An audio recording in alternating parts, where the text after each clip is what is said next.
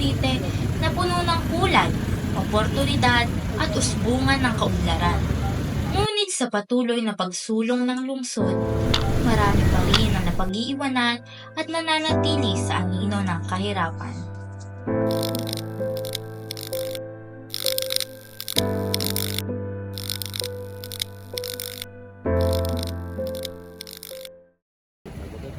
Di pa man sumisikat ang araw, si Nanay Jinky ay mulat na at nakikipagsapalaran sa kanyang buhay.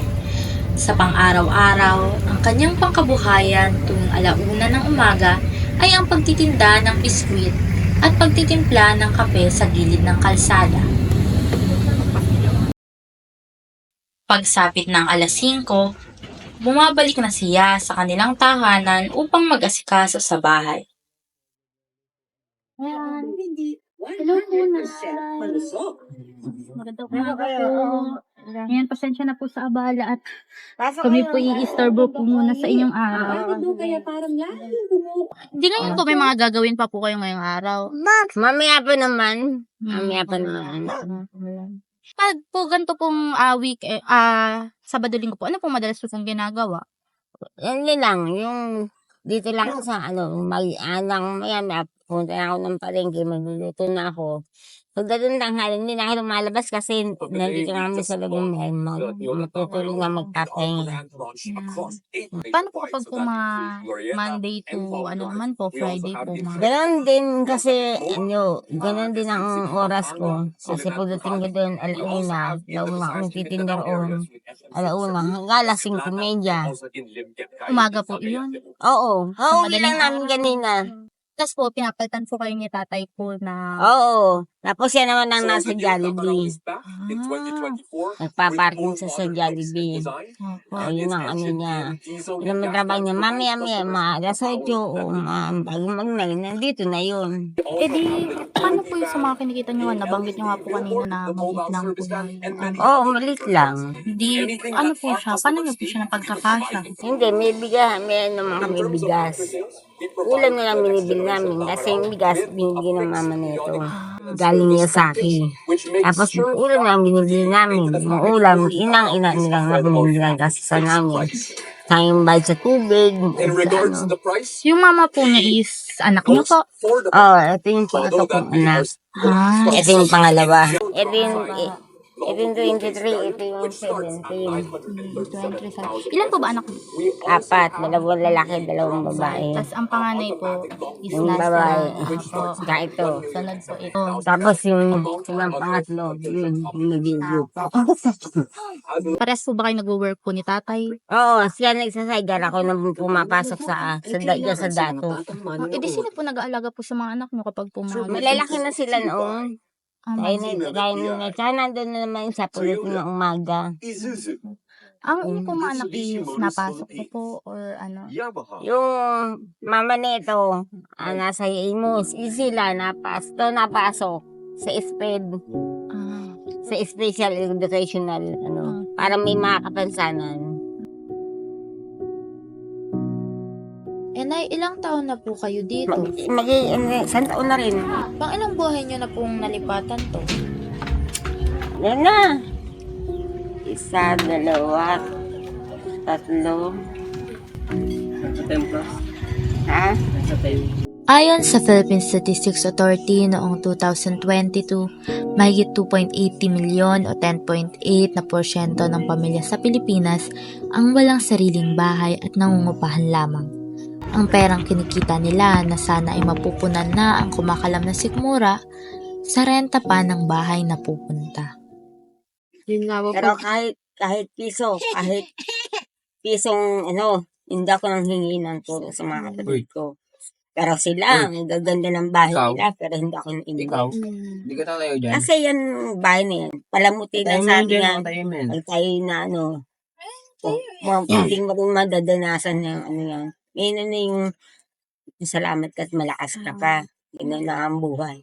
Imagan ka. May bahay ka nga. Kung wala ka namang anak ka, sarili mo, wala ka din. Nagalit ako sa mama nito, bakit sila kumuha ng ganung bahay? Tapos hindi naman umuwi mama nito. Nag-asawa na siya. Bakit nasira. Diba?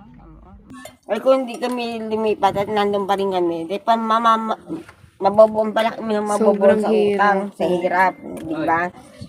Eh dahil wala kami hanap buhay, eh May hanap buhay. dito nakapaghanap buhay kami. Nakapag-impisa akong magtinda ng ganyan. Sa tigat kagalang na araw-araw lang na ano ka. Nasanay na rin ako na magsing ka ng ganung oras. Sanay ka na rin ng ganun yung paggising mo. Ayusin ko na yung paninda, anin ko na. Isa-isa ko na ibibili ng pumunta na ako ng palengke pagkahapon. Bibili na ako ng paninda, bibili na ako ng pag naman ako may puhunan, binibili ko na yan. Tapos yung iba, pag may pera ako, iniipit ko yung iba kasi para pag wala ako, meron akong nadudukot. Pag wala akong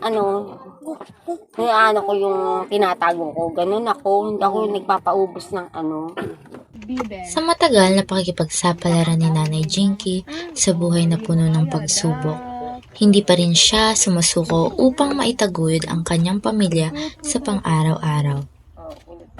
Wala na po ba kayong ibang kamag-anak na tumutulong po sa inyo? Ay, wala akong mag-anak dito. Nasa nabutas lang ako mag-anak ko.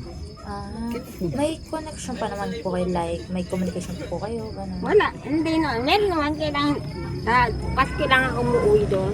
Parang taon lang ako nauwi. Ngayon po, Kahit wala akong, ang ko doon, purpose ko doon, walang ibigay sa akin o meron ibigay sa akin. Importante nakauwi ako. Meron akong pamasahe. Back and forth. Naka-ready na yun. Maganda ako nasisero na ko, uuwi ako ng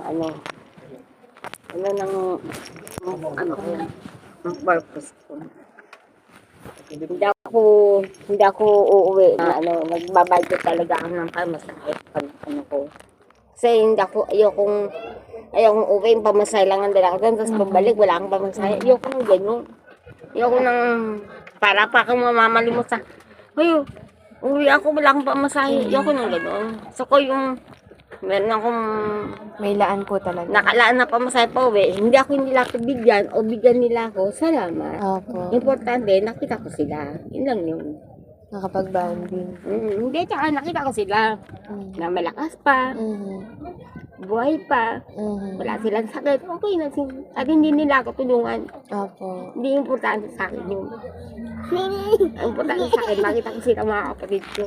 Yun lang ako. Kahit dito nga, nagpupunta yung kapatid ng asawa ko. Asawa ko pupunta dito. Hindi lang kami tulungan. Ganun din yung mga kapatid niya. Sila pa nga nangingi dito. Kumbaga kayo lang po talaga ng asawa niyo talaga ang Oo, kami lang talaga. Lamang kami katulong na sabihin mo, may breadwinner kami sa amin. Wala. Kami lang.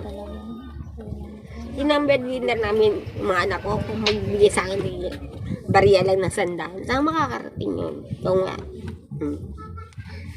Ay, nag-asawa pa mama nito. Kung hindi nag-asawa mama nito, ari pa. Opo. Nag-asawa Nagkaroon ng bagong pamilya. sabi ko nga huwag na lang silang makasal. Kung sila pa rin, huwag na lang silang magpakasal. Kasi, kapakasal pa sila, gastos pa sila. Ilan na lang nila sa anak nilang gagastusin nila. Pag mag-practical na lang sila sa sarili na. Ako nga natuto ako maging practical ako sa sarili ko. Hindi na ako maarte. Kung ano yung anong ulam, na magtitiis ako ulam ko kahit na yung bagong lang. Hindi ako maarting tao na sabihin mo gusto ko masarap, gusto ko Kung ano lang po yung nakahaan. Oo. Kaya hindi ko naman, hindi bagong ka naman, ba't maghahanap ka pa? Ang pagiging isang ina ay isang responsibilidad na puno ng hamon. Bilang tagapagtaguyod ng pamilya, sila hindi napupundi, hindi napapagod, at hindi sumusuko. Sila ang simbolo ng pagmamahal, kalinga, at liwanag na nagsisilbing gabay sa bawat miyembro ng ating pamilya. Ito ang kwento ng isang ilaw ng tahanan.